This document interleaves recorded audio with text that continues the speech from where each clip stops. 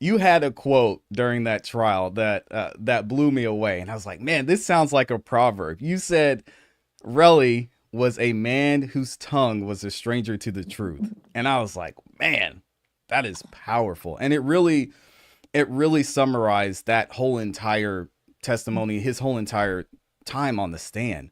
I mean, what was that like, just seeing not only the perjury but him doubling down on some things that clearly came out, and even the prosecution admitted that he lied to while you were in trial. I mean, wow.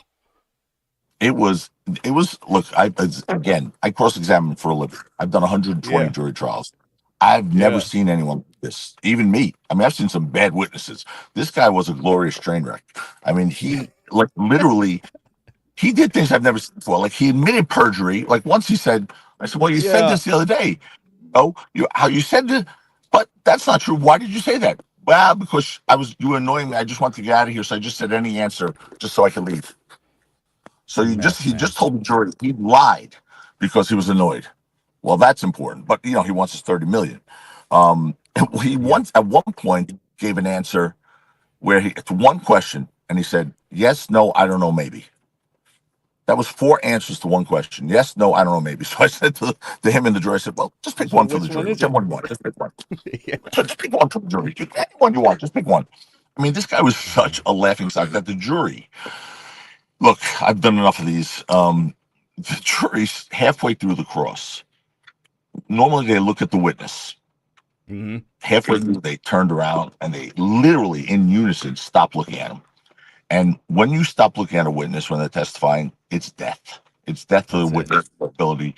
I knew it, but I wasn't finished with him. I was going to make sure I took every piece of meat off that bone until he was, dead and buried. And without him, they had no case. So Absolutely. he lied about shooting a gun, a semi-automatic gun, before November 6th, 2021. Then he got caught. Then he said, "Well, I meant at a gun range." I said, "No, I specifically asked you at a gun range." Then he said, "Well, I just lied because I wanted to get out of here." Then he lied about shell casings being, did he have access to shell? No, he didn't. But then we see a video where the shell casings are popping over his shoulder.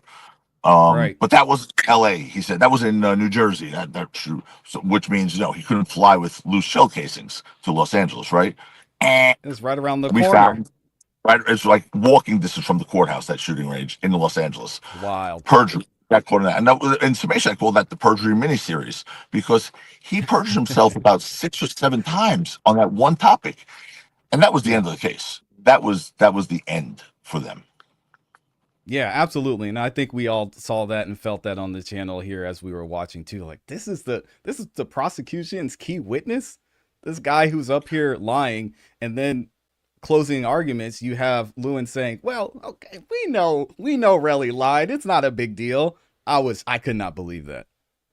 How about him saying that? He the worst thing he wanted was that tape to come into evidence, right? The tape where Yeah. he's literally extorting Rocky. Give me 30 million. Tell him, give me 30 million. I'll disappear on an island. The DA will never find me. They can't make that case. And he makes an analogy to a domestic violence case. Like that's what's in his sick mind. When you smack your Yeah. bitch, if it doesn't testify, your case is better. Like, but when he heard the beginning of that tape, knowing what was on there, like, oh, that's fake. It's AI. It's fake. So that was another lie. But yet the prosecution adopted that tape as real because they thought there was some good stuff on there. There was nothing good on there for them, but they thought because he Yeah. talked about being shot at by Rocky, that was really powerful evidence. So they adopted it, which means they called their own witness a liar and a perjurer because he said it was fake. Insane. So it was Yeah. just like, where are we going here? But 1 hour As verdict, I was 4 weeks of testimony, 1 hour verdict. Yeah, and as I was watching this, I said to the community, I was like, man, you guys think that Lewin lost a bet or something, because just the evidence didn't seem like it really wasn't ever in their favor in the first place. I mean, you have a witness after, what was it, 7+ police officers canvass the scene, don't find any shell casings, 20 and then the minutes. alleged the alleged victim, he goes back and finds the shell casings and hands them into the police.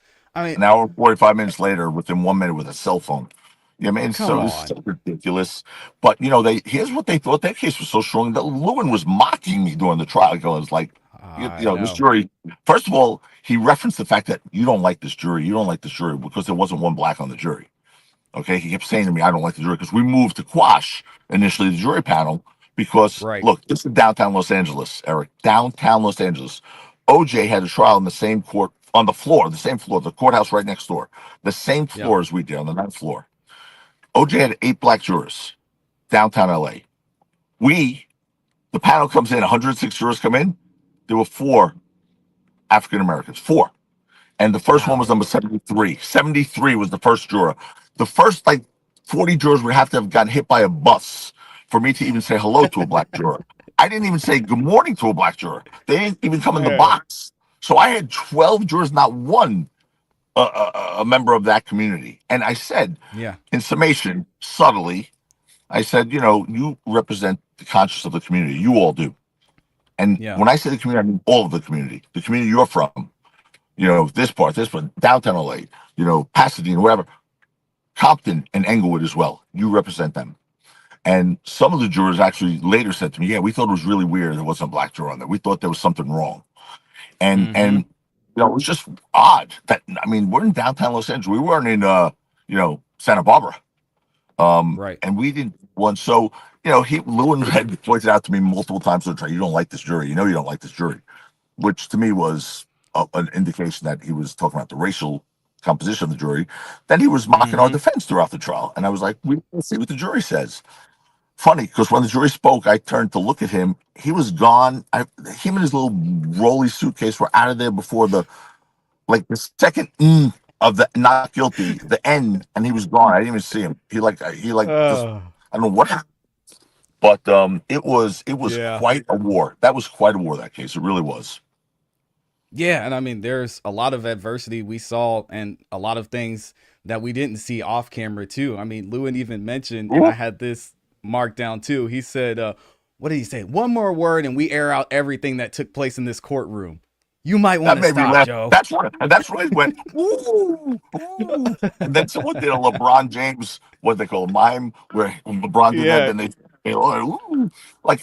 They yeah, put together a bunch of things. Like once I was doing this during one of his arguments, like the tears. yeah, Once I, ooh, I'm so scared. He aired everything every single day. I don't know what he's talking about.